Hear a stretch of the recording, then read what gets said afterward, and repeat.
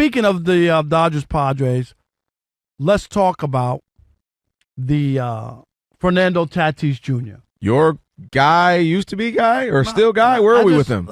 I was, when he first came into the league, I just thought he was as good as it gets. I mean, he was just energetic. He had it. Am I right? He had it, without a doubt. And by it, we're talking about the talent, the look, the style, the flair. Everything. Like, he had everything. And he was one of those players that was that you couldn't turn away from. Nope. Am I right? You just couldn't turn away from. You can spot when somebody just got that, like it's like Anthony Edwards now in the NBA, where you're just, all right, yeah, he's got the it. He can play.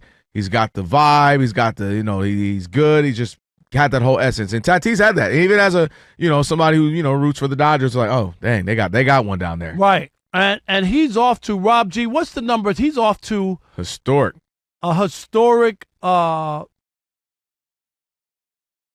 See, Rob G. You can't watch TV while you guys are doing the show here. I remember he was talking about me. At least I said something. Sorry about that. It's like you're either play-by-playing or you're just quiet watching it. There's got to be a play-by-play. I don't do the play-by-play, so I'm not doing No, you just go silent on radio and make everybody think they're radio. Dang, what's going on? My static with it. What's wrong with my Sirius XM? Must be in a bad area. But yes, to your point about Fernando Tatis Jr. I wanted you to get the numbers. So, Rob Parker's favorite player before Aaron Judge, because he's moved on since he has moved on. Like the Tatís, Chris used to get on my case all the time that I had a man crush on him because it was all about Tatís. I just liked the way he played. You wanted to grow dreads and bleach him. I was going to do it. You were this close. I mean, I was like, the black. Hey, listen, I was going to do it all. You still got some hair at this age.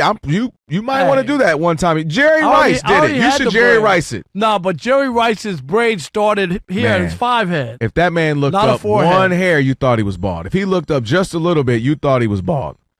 For sure. So here's the stats that you were talking about, Rob. This postseason, Tatis is 10 for 18, 4 homers, 7 RBI, 2 double, 3 walks.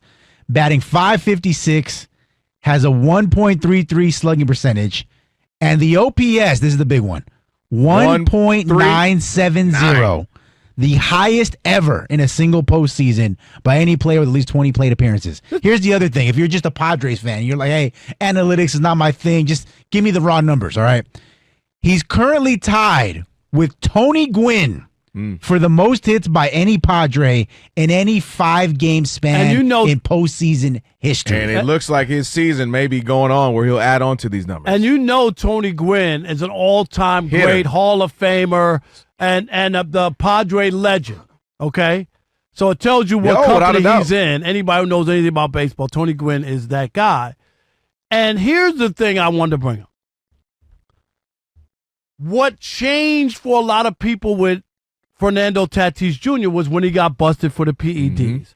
And he got suspended. And then it became, he had this stink on him. He did. And you know this, people weren't talking about him, even when he came back or whatever he's playing. Like, he became obscure, right? It was about all these other players, Aaron Judge, Mookie Betts. And Soto went there. Right. Everybody but him. He didn't make the All-Star team. He just became persona non grata for a while. Now, you're on this stage at the postseason. It's almost impossible to ignore him. And now you know he's being tested, so he's clean, right? Yeah. And I think he has a chance to wipe away the stink because it happened so early in his career. So, like, if he plays, right, 10, 12, 14 more years, puts up these great numbers and all that stuff, and never gets busted again, I think the new younger writers or whatever will be able to overlook that, where maybe the older writers would hold it against him. I really think he has a chance to cleanse his career and be a superstar that people care about, like again, and can say, he's clean now, and look what he's doing. He's raking. Multiple things I want to add to that. So one of the things he's benefiting from is, you know how we have BC, before Christ? Use one, BS, before social media. He is benefiting from our ability or non-ability to retain things. We don't care. We're on to the next thing. Every other minute. What's next? What's the news story? Is it Diddy? Is it R. Kelly? Is it this? Is it Harvey Weinstein? Is it this tornado? Is it this hot tool? Is it this? Where are we at? Our brains are scattered right now. So nothing lasts. No stink lasts too long. No controversy lasts too long. So he's benefiting from that, in that we don't have an ability to retain things anymore because we're always on to the next. Also, I think the good thing in his favor was that he wasn't necessarily spectacular in moments yet and didn't have quite a full-on name when he got popped. One of the challenges is Barry Bonds got popped, if it's want to say like halfway through his, like the second act of his career. He was already Barry Bonds. He was already doing crazy numbers. We're watching him every week. If you're walking by a TV anywhere, you stop. But Tatis was a star. I mean, let's not. No, but you get what I mean? Barry Bonds is breaking records. We're stopping TV. We're walking by TV. I don't care who you are to stop. Sammy Sosa, Mark McGwire, the summer of '98. Tatis don't have a summer of something. It might be this one, but I'm saying he was a star in the game. Well, I'm not arguing that, but I was a rising star. And I'm saying these guys were established, and they were in an era where we didn't have social media. So when you did something wrong, it was the biggest conversation. It was the biggest thing. And he kind of benefits from that. We're like, oh, what do they do now? Oh, yeah, whatever. What do you do, steroid? Oh, okay. So I'm saying it's a good thing for him that he can now just focus on baseball. And to your point, kind of how I've mentioned with Shohei, he's shown up. All right, you want to make a name for yourself again? Do something in the postseason. And he's done that. And he's done that at a high rate, as we just discussed. And he's doing it against the Dodgers on a big stage. So credit him for that. But he's also fortunate, dude. He did this 10, 15 years ago, different news cycle. Our brains weren't focused on our phones 24/7, other different things, distractions. It might be a bigger conversation. It's something that he couldn't escape as easily. That's my thing. Yeah, I see that. And I just think he has the longevity He thing does, going. too. That's a great point. What was he, 23 or something, 22? When he did it, it was very young. He had been in the league. He had some success. And if it would be one thing if he never regained it, then you could be like, okay, then he was just a juice baby. It was a result of the juice, yeah. Exactly.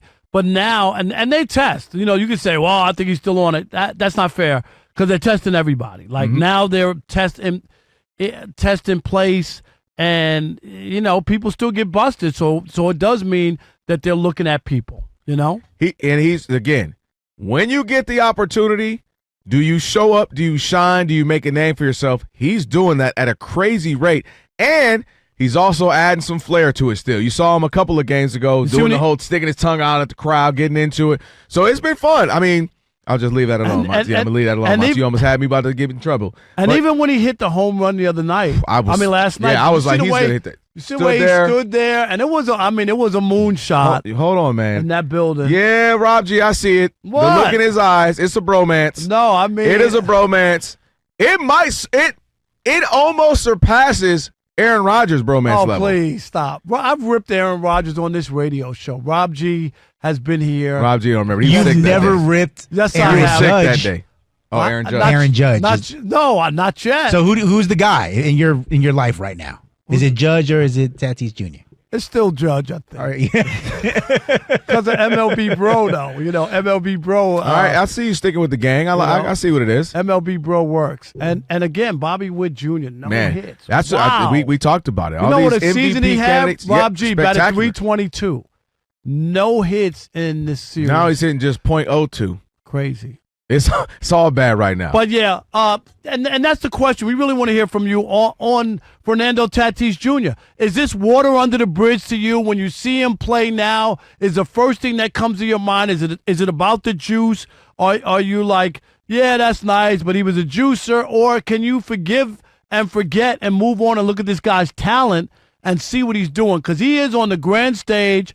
This is the Dodgers he's doing this against. You know what I mean? And he's showing, and it's heated. It's contentious. His fans are going crazy. Everybody's throwing stuff, and he's showing up. The only point I'll say right before we get to more of these calls on the other side, it reminds me we were having this conversation about the Astros, and I told you it's not that people absolutely forget. I just think we're in an era where nothing stings or lasts as long as it used to. You know what I mean? I just feel like back in the day, it used to, like, things were, like, I don't even know if an OJ case would be the OJ case now because we're just so distracted. I don't know. 100 million people would just, like, stop and watch the OJ. Hundreds of millions of people, it consumed us. I don't think it'd be like that anymore. I just think our brains were so distracted right now. Only because people lost their lives. I think that's you know what I mean? I could be wrong, but I just don't. Yeah. I don't think anything consumes I know what us you're longer, saying. like longer than a week or two. Oh wow, that's the biggest thing. They were on to the next. Because there's some new cat video, there's some new crazy thing. Kim K has feeling like nobody's talking about it enough, so she'll drop some video. Let me drop some. Let me remind them I'm here. There's always something that happens that distracts us and changes the conversation. However, you hear what we're talking about. 877-99 on Fox. 877-99 on Fox. We want to hear from you. That's right. As well. Fernando Tatis Jr. Are you back in love with him? We know you are.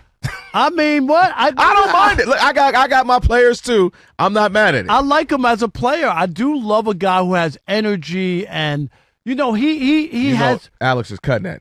I love a guy who has energy. What did I just say, no. Alex? Don't cut that. Okay.